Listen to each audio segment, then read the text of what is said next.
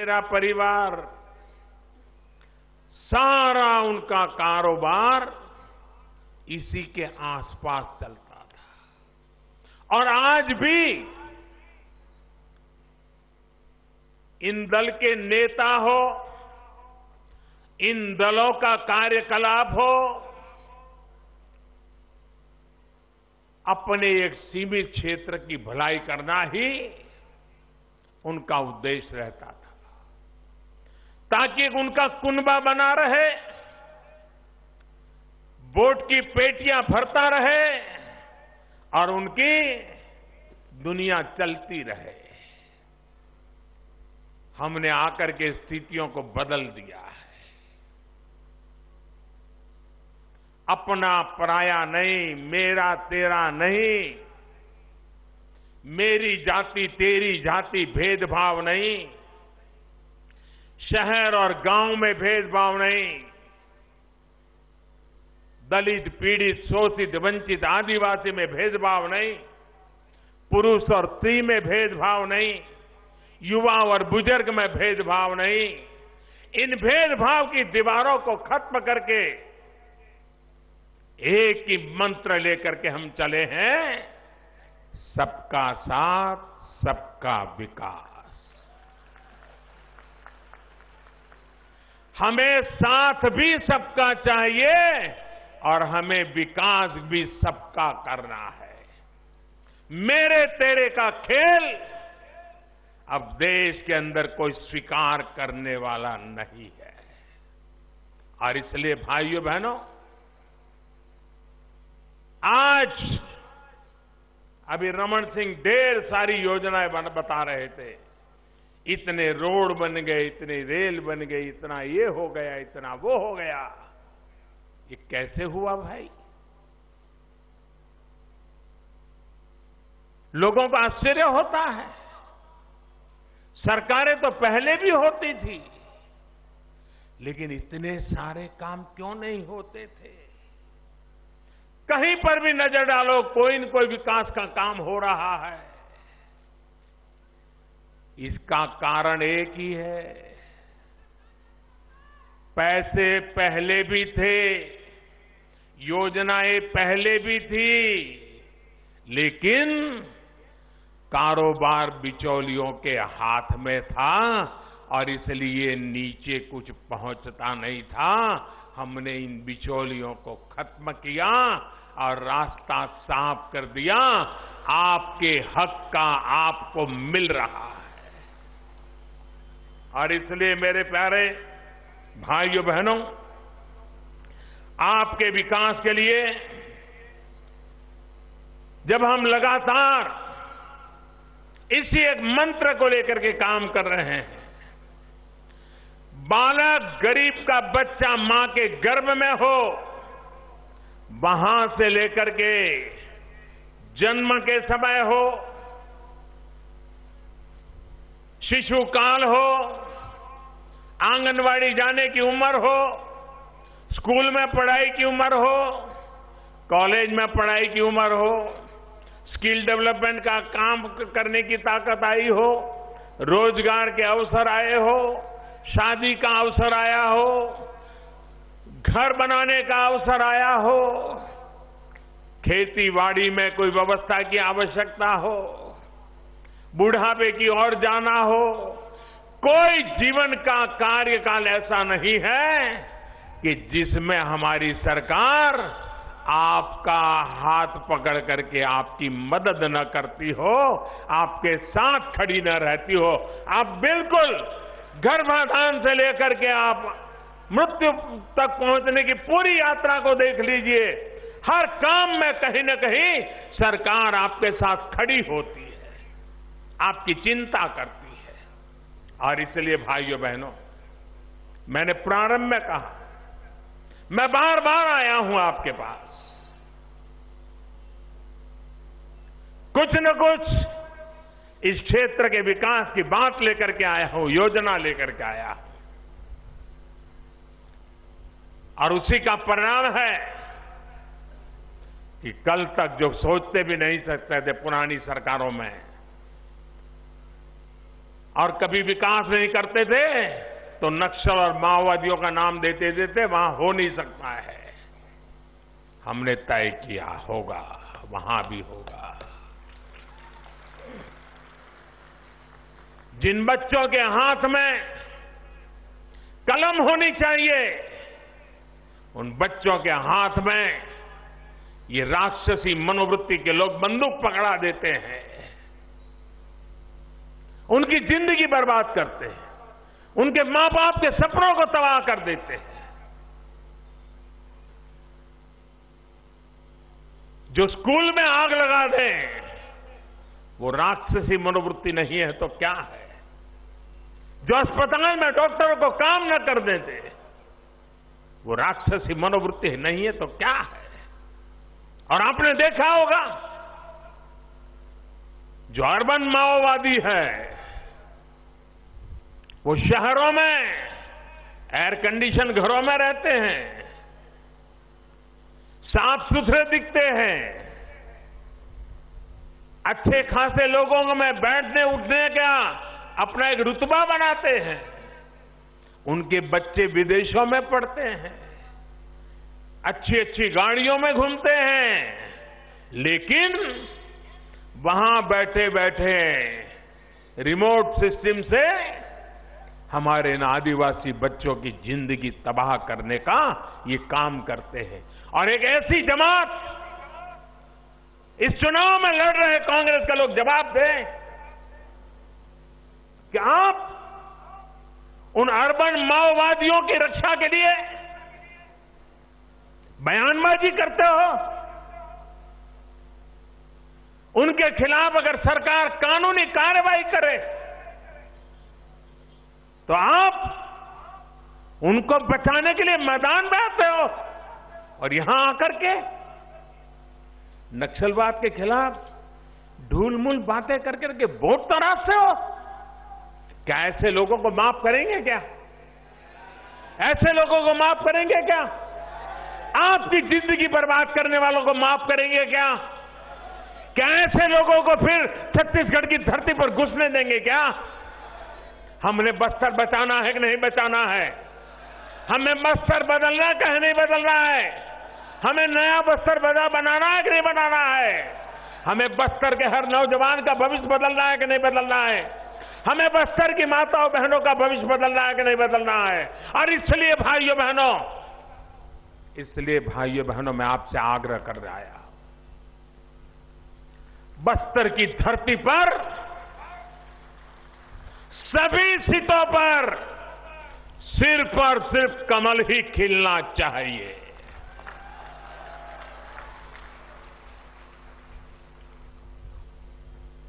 अगर और कोई आ गया, छत्तीसगढ़ में तो आने वाला एक तो है ही नहीं, लेकिन बस्तर के किसी कोने में आ गया तो वो पूरे बस्तर के सपनों में दाग लगा देंगे, दाग लगा देंगे। और इसलिए मेरे भाइयों बहनों, मुझे आपकी सेवा करनी है।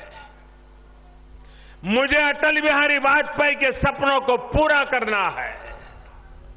और जो सपने अटल जी ने देखे थे ना, उसको पूरा करने के लिए बार बार छत्तीसगढ़ आया हूं, बार बार बस्तर की धरती पर आया हूं और आज भी उस संकल्प को दोबारा आपके सामने दोहराने आया हूं कि मैं अटल जी के सपने पूरे नहीं करूंगा तब तक चैन से बैठने वाला नहीं।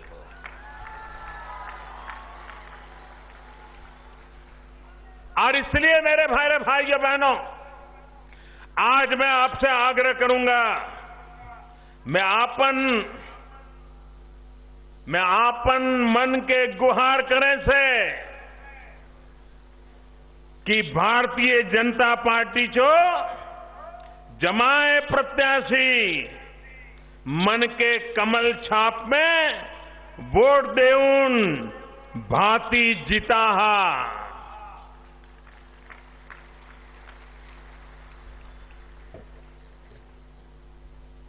भाइयों बहनों, अब हमारा छत्तीसगढ़ 18 साल का हो गया है।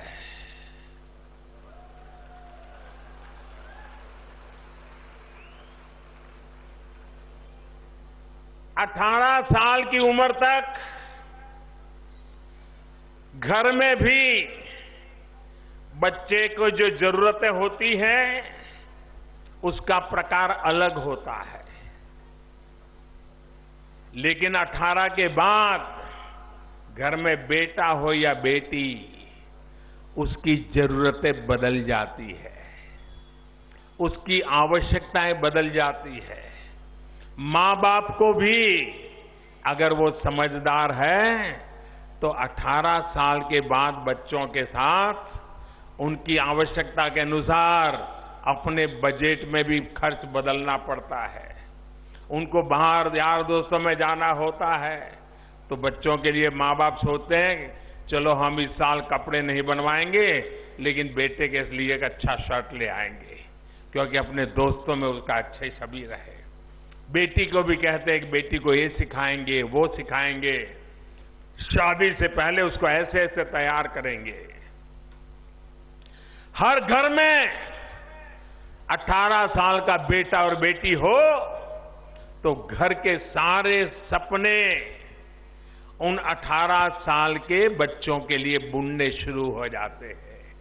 भाइयों बहनों, जब छत्तीसगढ़ 18 साल का हुआ है तो दिल्ली में बैठी हुई सरकार भी ये 18 साल की उम्र वाले छत्तीसगढ़ के सपनों को बुनने में लगी हुई है।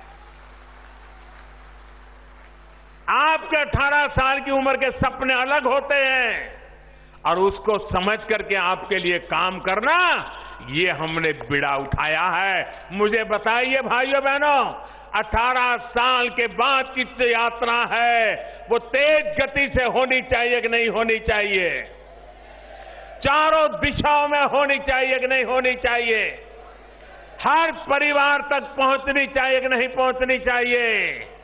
इस काम के लिए रमन सिंह के साथ कंधे से कंधा मिलाकर के मोदी चलना चाहता है और अटल बिहारी वाजपेयी के सपने पूरे करना चाहता है।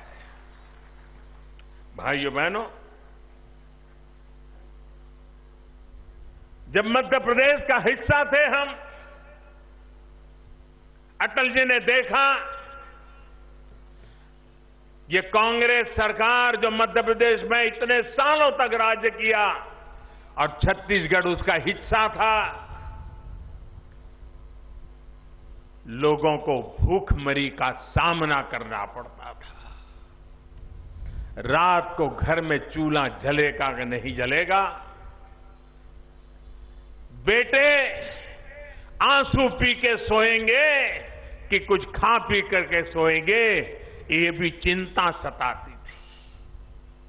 इस समस्या का समाधान करने के लिए छत्तीसगढ़ पर विशेष ध्यान देने की आवश्यकता को देखते हुए, बस्तर पर विशेष ध्यान देने की आवश्यकता को देखते हुए वाजपेयी जी ने छत्तीसगढ़ का निर्माण किया। प्रारंभ में ऐसे लोगों के हाथ में छत्तीसगढ़ चला गया, ऐसा लग रहा था शायद ये तबाह कर देंगे, बर्बाद कर देंगे, लेकिन छत्तीसगढ़ की जनता समझदार थी। उन्होंने देखा कि ये जो आए हैं ये तो हमारी बहुत बड़ी गलती हो गई है। इन्होंने छत्तीसगढ़ को रौंद डाला, ज्यादा समय नहीं मिला था उनको, लेकिन इतने में ही लगने लगा कि छत्तीसगढ़ के सपनों को यहीं पर चूर चूर कर देंगे ये लोग। लेकिन छत्तीसगढ़ की जनता समझदार थी। यहां का मेरा आदिवासी भाई समझदार था, यहां का मेरा दलित भाई समझदार था, यहां की मेरी माताएं बहनें समझदार थी। और मैं उस समय यहां एक संगठन के कार्यकर्ता के रूप में आपके बीच में काम करता था और तब मैंने लोगों के मनोभाव को देखा था। और बड़े बड़े शहर के लोग जो समझ नहीं पाते हैं, वो यहां जंगलों में रहने वाले मेरे भाई बहन बड़ी आसानी से समझ पाते थे और उन्होंने देखते ही देखते उनको उखाड़ करके फेंक दिया और ऐसे हाथों में, सुरक्षित हाथों में भारतीय जनता पार्टी के हाथ में छत्तीसगढ़ दे दिया। आज पीछे मुड़ करके देखने की आवश्यकता पैदा नहीं हुई है। ये काम करने की ताकत छत्तीसगढ़ की जनता की समझदारी के कारण है। आज हम जो कुछ भी है, छत्तीसगढ़ में जो कुछ भी हुआ है, वो भारतीय जनता पार्टी को आपने अवसर दिया इसके कारण हुआ है।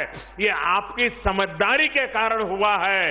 ये आपके छत्तीसगढ़ के भलाई के लिए सोचने की आपके जो मूलभूत प्रवृत्ति है उसके कारण हुआ है। और इसलिए भाइयों बहनों, इस यात्रा को कहीं अटकने नहीं देना है और ये यात्रा आगे, ये 18 साल के बाद का समय ऐसा है, वो दिन दूर नहीं होगा जब छत्तीसगढ़ हिंदुस्तान के समृद्ध राज्यों में गिनती होने लग जाएगी। वो दिन दूर नहीं होगा। हिंदुस्तान भर के लोग पूंजी निवेश करना है तो चलो छत्तीसगढ़, रोजी रोटी कमानी है तो चलो छत्तीसगढ़, धन दौलत खर्च करनी है तो चलो छत्तीसगढ़। ये दिन दूर नहीं होगा मेरे प्यारे भाइयों बहनों।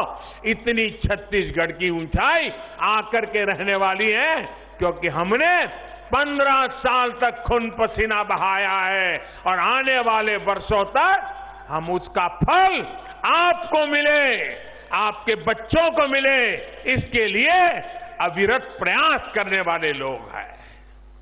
और इसलिए हम आज आपसे मांगने आए हैं। भाइयों बहनों, केंद्र और राज्य जब मिलकर के काम करते हैं, और मैं बताऊं, जब रमन सिंह जी यहां सरकार चला रहे थे, वो 10 साल ऐसे बीते कि दिल्ली अड़ंगे डालना यही उनका काम था। अब मुझे बताइए, काम करने वाली सरकार चाहिए कि काम रोकने वाले लोग चाहिए? काम करने वाली सरकार चाहिए कि नहीं चाहिए? आपके गांव को सड़क जल्दी से जल्दी मिले, ये हमारा सपना होना चाहिए कि नहीं होना चाहिए? क्या आप आजादी के इतने सालों के बाद 20-20, 25-25 साल इंतजार करेंगे क्या? और इसलिए तेज गति से काम करने वाली सरकार होना जरूरी है। दिल्ली में ऐसी सरकार बैठी है जहां छत्तीसगढ़ की सरकार दोनों कंधे से कंधा मिला करके चलते हैं। और मैंने जब पिछले चुनाव में आया था, तब मैं गुजरात का मुख्यमंत्री था और तब मैंने आपको कहा था कि 14 के बाद ऐसी सरकार आने वाली है कि छत्तीसगढ़ को डबल इंजन मिलने वाला है। एक रायपुर का इंजन, एक नई दिल्ली का इंजन, और दोनों मिलाकर के छत्तीसगढ़ को आगे ले जाएंगे और हमने करके दिखाया। भाइयों बहनों, इन 4 साल में छत्तीसगढ़ के 9,000 से अधिक गांवों को सड़क से जोड़ा गया। इतना ही नहीं, करीब 35,000 करोड़ रुपया लगा करके 3,000 किलोमीटर के नेशनल हाईवे का काम हमारी सरकार ने छत्तीसगढ़ की धरती पर किया है। और नेशनल हाईवे बनने से छत्तीसगढ़ देश की अर्थव्यवस्था की जो मूल धारा है उसका हिस्सा बन जाता है। वो सिर्फ गाड़ियां तेज दौड़ने का हिस्सा नहीं होता है। ये बड़े रास्ते, नेशनल हाईवे, ये अर्थव्यवस्था का हिस्सा बनते हैं, अर्थव्यवस्था को गति देने का काम करते हैं। इतने कम समय में ये हमने करके दिखाया। करीब 12,000 करोड़ रुपया 7 नई रेलवे लाइनों को मंजूरी भी दे दी गई।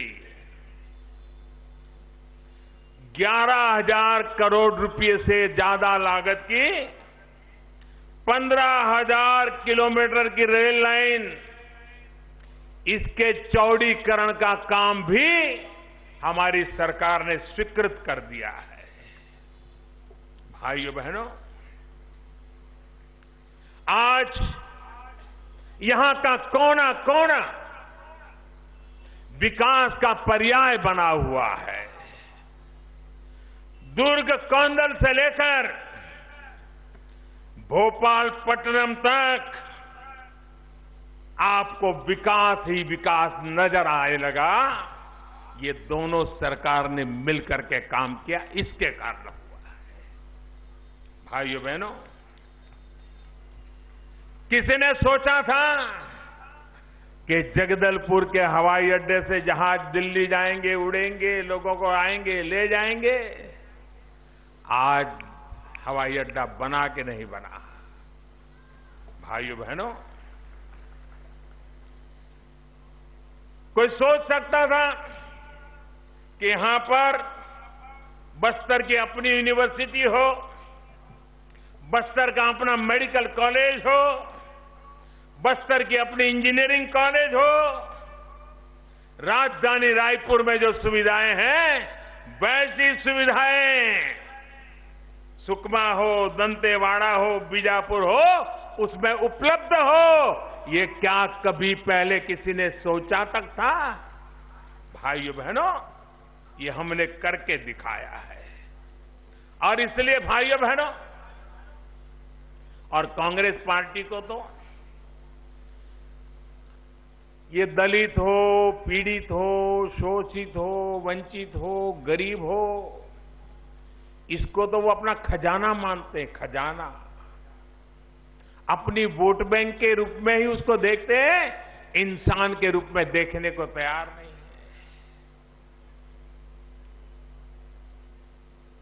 इतने साल वो सरकार में रहे, लेकिन कभी भारत सरकार में अलग आदिवासियों के विकास का मंत्रालय नहीं बनाया। इतने उनके प्रधानमंत्री हो गए, इतनी सरकारें हो गई। ये अटल बिहारी वाजपेयी देश के पहले प्रधानमंत्री ऐसे बने जिन्होंने हिंदुस्तान के आदिवासियों के लिए भारत सरकार में आदिवासी का अलग मंत्रालय बनाया, अलग बजट बनाया, अलग अफसर लगाए, अलग मंत्री बनाया, आदिवासी मंत्री को एक विभाग दिया और देश में आदिवासियों के विकास के लिए वैज्ञानिक तरीके से आगे बढ़ने का सिलसिला अटल बिहारी वाजपेयी के प्रधानमंत्री बनने के बाद हुआ। ये भारतीय जनता पार्टी की सोच के कारण होता है, ये भारतीय जनता पार्टी के संस्कार के कारण होता है।